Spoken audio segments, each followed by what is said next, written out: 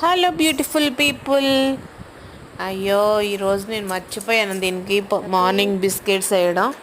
పాపం చూడండి అలా వెయిట్ చేస్తుంది, వెయిట్ చేసి పడుకొని పోయింది. ఒక బిస్కెట్ వేస్తే అప్పుడు లేచి తింటుంది అన్నమాట.